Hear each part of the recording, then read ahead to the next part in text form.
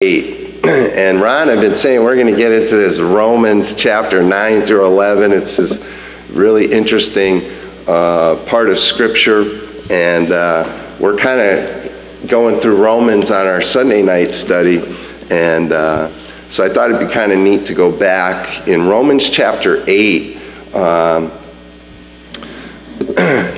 is all about the Spirit that God gives us. And in our theme today, the title is Our Father. But the term used here in Romans 8:15 is Abba, Father, and it's kind of special. And in an effort to honor our fathers today, there's a special position for fathers in God's economy. First off, I'd like to say, Paul says in 1 Corinthians 11:1, "Be imitators of me as I am of Christ." And that's kind of the theme, and we touched on it this morning in our Bible study, that Jesus gives us an example of breaking the mold in our lives. And Jesus, in our lesson from John this morning, he's being accused by the Jews of making himself equal with God. And of course they considered that to be blasphemy, and they wanted to kill him for it, but also because he was performing miracles on the Sabbath. I mean, they couldn't even rejoice in the miracles, that he's healing people and good things are happening, but he's working on the Sabbath, so that can't be right. And I thought, how ironic, right, that the Jews would be criticizing Jesus for doing work on the Sabbath and saying he's making himself equal with God. That's pretty ironic. But we had mentioned that earlier in our study, our Wednesday study, we're in Matthew, and Matthew, we're at that point in the gospel where Jesus returns to Nazareth, and he's speaking in the synagogue, and they're marveling at him. This word just keeps coming up in our studies throughout the weeks here. Marvel. They're marveling at Jesus. It's his hometown of Nazareth, and they're looking at him and they're saying, how is he doing these mighty works? And where's he getting this wisdom? And then they reveal the problem, because they say, we know his father. He's the son of a carpenter. And they can't understand that. They know he's doing something different, but they can't make the connection. So, we know who his father is. And I've been saying over and over, because I need to hear it, Claudia, not because you need to hear it, but because I need to hear it. That so much of what gets us in trouble with understanding the Word of God is what we already know. It's not what Jesus says. It's not the things that he does. It's trying to understand it based on what we already know. And so I just like to suggest, as we honor fathers today, I want us to see this. If we're going to break the cycle and we say, well, that's just the way I am, or that's just my personality, it's the way I was brought up, I'll never change. Jesus expects us to change. And he knows it's a suffering, too. He knows it's work. It doesn't come easy. And so, Linda, I'm going to give you the headings first. And I'll start here and I'll end here, and you put it together the way you do, all right? We're going to break this passage down, starting in Romans 18, and I'm going to say we're going to see God grant us something, and then he's going to give us a gift, and then glory. So a grant, a gift, and a glory. Starting in Romans 8:15, Derek read, "For you did not receive the spirit of slavery to fall back into fear, but you have received the spirit of adoption as sons, by whom we cry, Abba, Father." What's interesting about that passage is Abba. Abba You know what? It sounds like what it really is what a baby would say. Papa. It's intimate, it's personal. And I don't know if before Jesus came, they had a concept of having an intimate, personal relationship with God where we would call him Abba, Father. The last prophet before the New Testament was Malachi, the last they heard of the prophets before the New Testament starts in Matthew. In Malachi chapter 2, here's an interesting passage in 2:10. Have we not all one Father? Has not one God created us? Why then are we faithless to one another, profaning the covenant of our fathers? I mentioned this over the past few weeks too. You guys remember Promise Keepers? Does that sound familiar? Promise Keepers. It was very popular. I don't remember, it's the 90s, I think, when it really took off. But there were conventions. They held them all over the country. Does that sound familiar to you guys at all? Promise Keepers? Yes. Okay.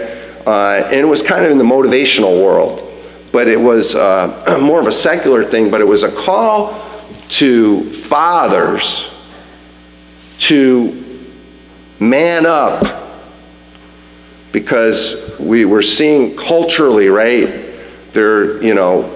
What's going on in our culture? We have so many broken families and fatherless homes. And so there's a group that started out, so we need to do something about this. When Q sang that song, To Canaan's Land, reminds me of a men's retreat. And we sing this song down by the river. And it just sounds beautiful, echoing down the river. Why is it nice to hear? Because those of us who are Christians, who put our trust in God and his word, we have a standard to follow. It's not an easy standard. Jesus says, my yoke is easy, my burden is light. But it is a yoke, and it is a burden. But Malachi says we all have one Father, and under the old covenant, the Father was to be feared. Nobody could see the Father and live. Who could see or speak to God face to face? But Jesus presents this in a very personal way. But then, further down in Malachi 2:15, he says, "Did he not make them one with a portion of the Spirit in their union? And what was the one God seeking? Godly offspring." I want us to see today that the whole process in a new covenant is about overcoming what we already know, breaking some of these ties. There's said in certain communities that dysfunction never ends because there's no new information comes in. It just keeps getting repeated. If you're going to have healing, if you're going to have change, kids when they grow up, they don't know. Kids don't know that they're being abused if they grow up in an abusive home. To a kid, that's just the way life is. I was saying this morning, I'm blessed to come from a family where I have good parents. Like you guys mentioned about your grandma. My parents lived for me. I'm one of 5 boys, but in my perception, my parents lived for me. Everything about what they did was for their kids. To the point where sometimes it was embarrassing. When I first started working, I used to bring this up when I was working in China. When I first started working, I started out in the trades. I made more money before I was 22 years old than both my parents combined. Just starting out. And when I was over in China, I got to deal with they're the baby boom generation in China that I was dealing with, the college age students, and mostly women, mostly taught women. And I used to tell them, they're in a position right now in China where they'll make more than their parents and grandparents combined, and that won't be unusual. And they could go anywhere. The world is kind of open to them, wherever they want to go. It's just because of their circumstances right now. Now, a lot of things had to happen for that to take place, but we're the recipients of that. But I had good parents, but they're not perfect. And if I had a circumstance, as good as my parents were, they separated when I was a teenager. And for the longest time, I blamed myself. I thought I was the cause of it. But what happened was, in my mind, my parents weren't high on a pedestal anymore. They just became, for my own sanity, I don't know why, my parents became friends to me. It's worked out pretty good. We worked things out over the years. But I think it probably helped me. When I got into the world, I got out of the trades and I got into the financial world, and I had to learn a new vocabulary. Derek can relate. We're pretty, like Peter the fisherman, pretty rough, blue-collar guys. I got to learn how to be a guy that wears a suit, right? Yeah, and I had to learn a new vocabulary because I had a very limited vocabulary on the job site. And but I got exposed to this motivational world and self-improvement, and I was just fascinated by it. But it led me to an understanding of God's Word. The people that I really respected in that world were all quoting the Bible, and I said, well, there must be something to this. And it put me on this path, and so I'm really thankful for it. Look at again in verse 8:15. You did not receive the spirit of slavery to fall back into fear, but you have received the spirit of adoption as sons, by whom we cry, Abba, Father. What we're granted by God is He adopts us. It's a grant, and I like that word. And I love when I was teaching English in China, because you become acutely aware that words have several meanings. And so you have to go through all these different meanings. No, not that meaning. But in this case, grant, when you're given a grant to study something, you're given something. But it doesn't mean when you're granted something that you're guaranteed a success at it. You just have the option to go for it and study it out. God gives us the spirit of adoption. He grants that to us.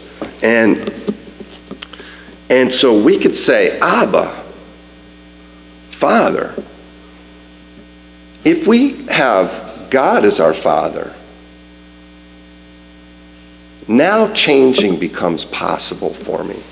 I was in my late 20s, and I love what you said yesterday, Kevin. I was in my late 20s. That lesson that you said that the teacher will appear when the student's ready to learn. I just love that. And I hear all these sayings, in the motivational world. But it never occurred to me that I could really change. I just thought, I grew up in a family, and this is the way it is, and whatever the religion is, this is what I have to be. It never occurred to me that I'm supposed to choose that or work that out. God says He grants you adoption as His children, which gives you a new standard. And so whatever cycle or trap or personality or thing that you're in because my parents made me this way is not an excuse anymore. It's now we have a perfect standard to go by.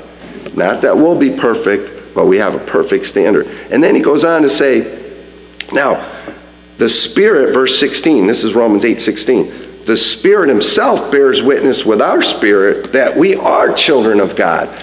And so, this is the gift that we're given. We're given the gift of the Spirit. And so, it comes alive in us. But how do we activate it?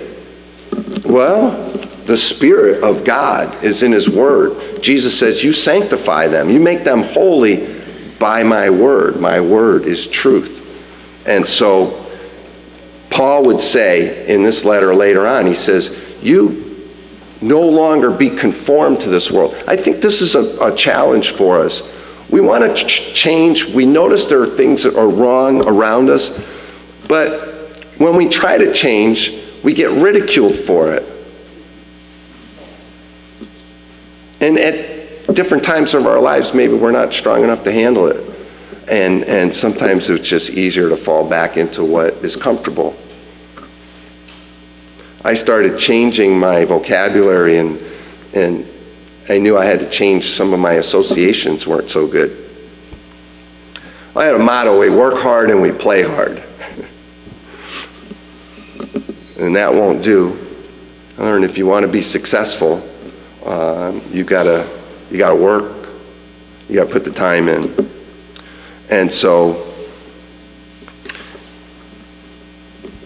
God gives us this gift. Jesus says in John 5:19, he says, truly, truly, which means listen up, I say to you, the Son can do nothing of his own accord, but only what he sees the Father doing. For whatever the Father does, the Son does likewise. So there's the key to our success. He's given us his Spirit to help us. And that's what we were looking at, Ron, right? And where's Mary? She snuck out.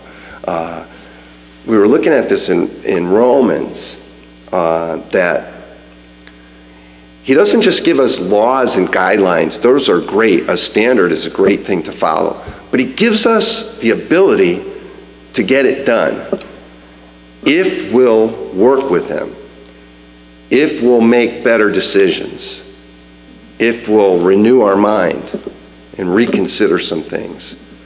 What Jesus is saying, and we mentioned this morning in our class, that Jesus wasn't saying, oh yeah, you remember you guys were telling me you knew I was the son of this carpenter? He doesn't go there. He just says, the Son can do nothing of his own, only what I see the Father doing. Clearly, in that context in John, they know clearly he's talking about God. He's not talking about Joseph, the carpenter. And there was no problem with that.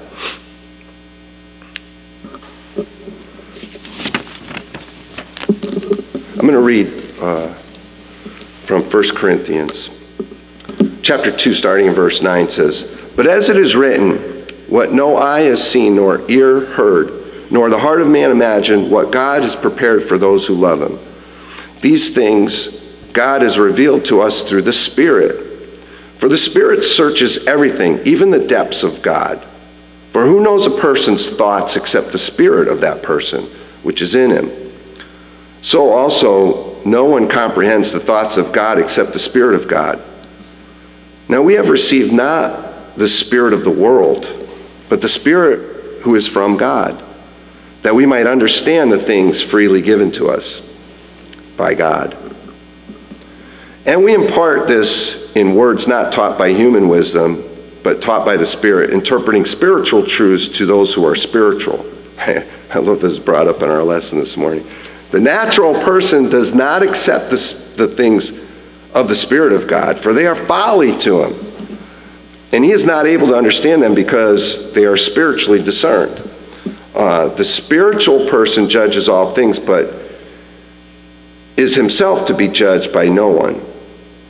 For who has understood the mind of the Lord so as to instruct him? But we have the mind of Christ. It's a great gift that we have. But again, it's a gift. And I know so many of us, and I've been cleaning up. My dad doesn't have long to go. I fear I got a message that things aren't doing well right now, but I've been cleaning up like you do. You had all the memorabilia here. And I look at all the gifts my dad has gotten and never opened. They're still new in the package. Because they really weren't, they were nice, right? He was gracious and he accepted it, but, so oftentimes we get gifts, right? And we put them away and we don't use those gifts. So a gift is something that is given to us, but just because we're given a gift is no guarantee that we'll use it either.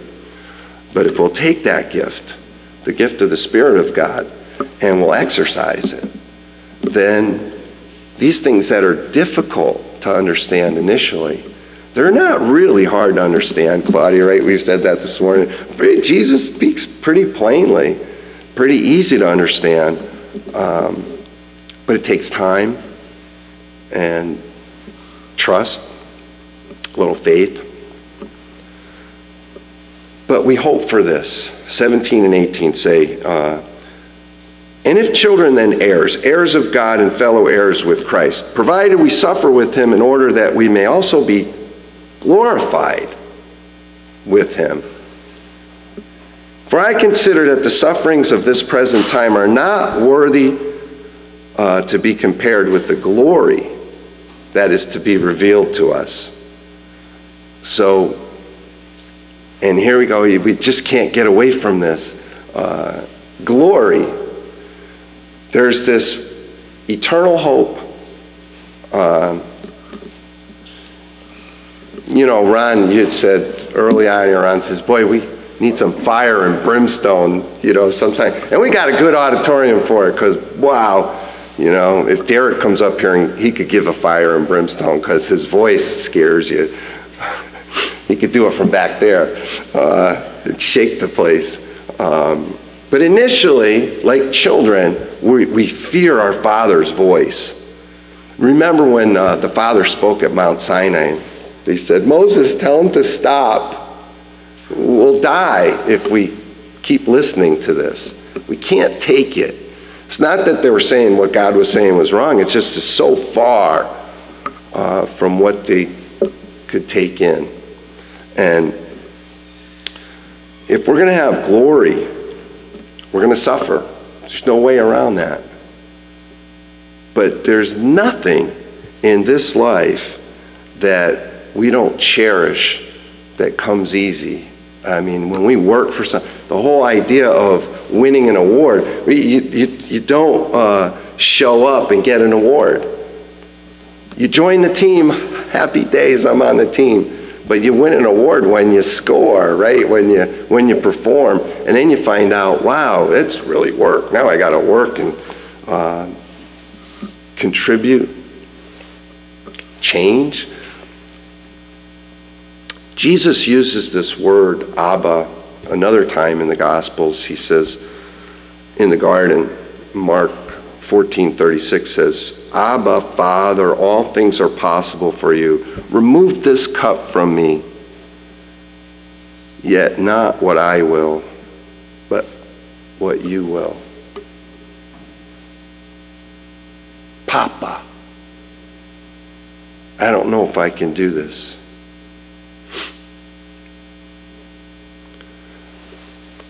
But I know you know I can. Maybe that's enough.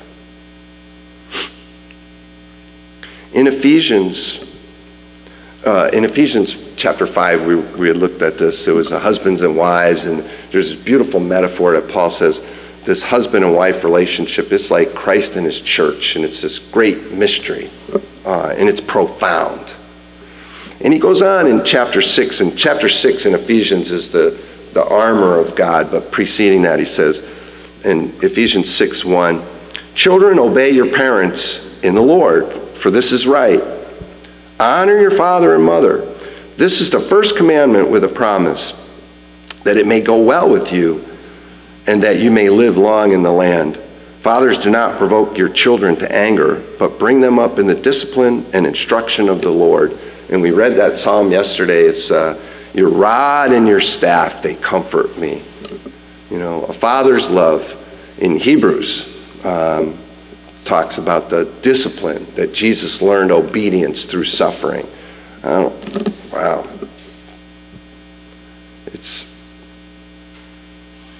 I think we forget. I mentioned this past week that I probably have a spoiled attitude. I'm a baby boomer. Things were generally good in my life. I grew up in just great times. Like Kevin, I didn't come from money, so nobody's getting me a car either. But just like we put together the Frankenstein bikes, we would go and put parts together and make our own.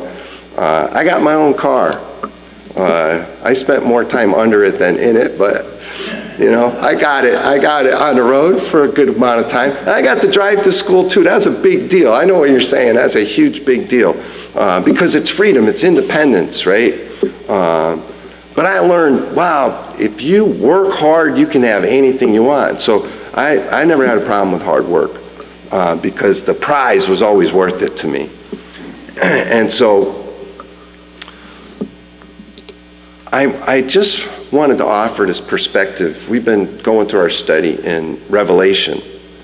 Revelation was written at the end of the first century. Those Christians, John, who received the revelation, was the last apostle.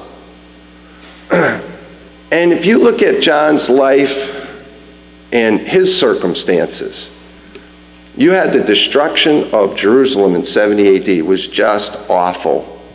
When Rome came in and surrounded Jerusalem, it was awful. Now, it's said that the Christians got out, that Christ warned them and the Christians heeded that and they got out. But it was awful. They starved people and then they came in and finished them off. That was in 70 AD, and now we're toward the end of the first century, and now that ended the Jewish persecution, but now the Roman persecution is about to go empire-wide, which means you're already oppressed. Rome was pretty oppressive as a world superpower. But they wanted to scapegoat. Nero used the Christians as a scapegoat when the city burned, but then Domitian is about to come up on the throne, and he's going to take that Christian persecution, it's going to make it empire-wide, and it was just awful. So when the saints gathered together, any moment they had around this table, around this fellowship, was joyful.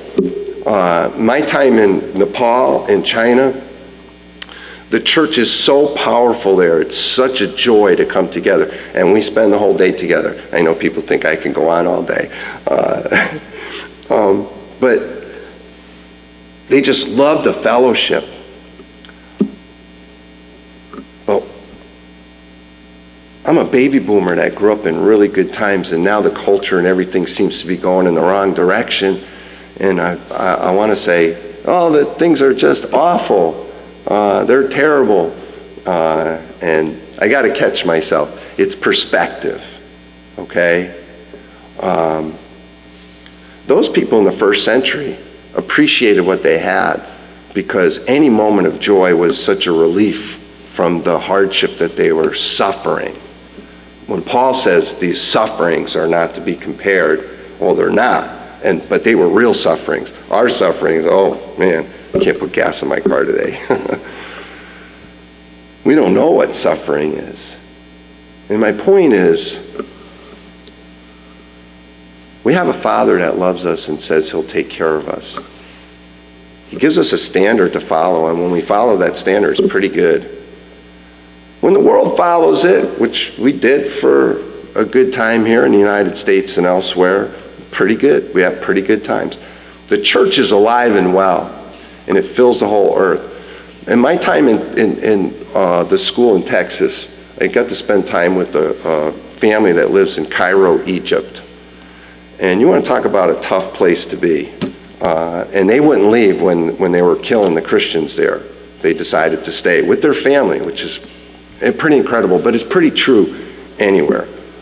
People just, they go there and they don't want to leave.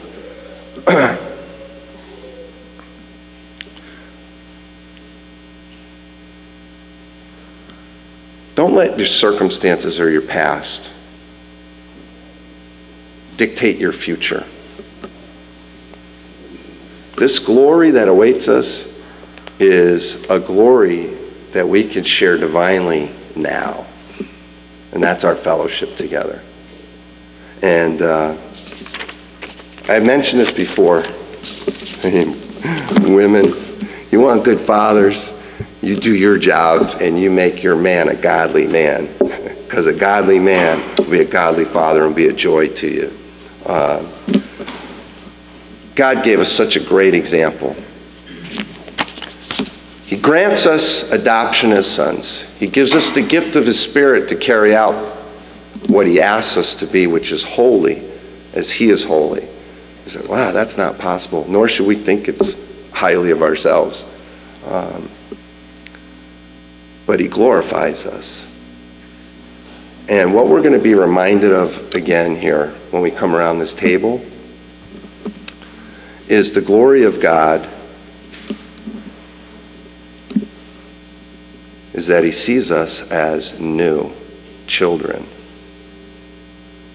precious and blameless. But we have an enemy that keeps bringing up our faults. God doesn't see us that way. We need to see us as God sees us. I hope I can help us change our perspective a little bit and find joy in our life today. But to the young people, I would say, there has never been a time in human history where we've had more resources available to more people on the planet than we have right now. It's a wonderful time. It's an exciting time. And I'm excited about the future. I want to thank you all for coming here today. I want to thank fathers and for the work that you do, for the example that you provide.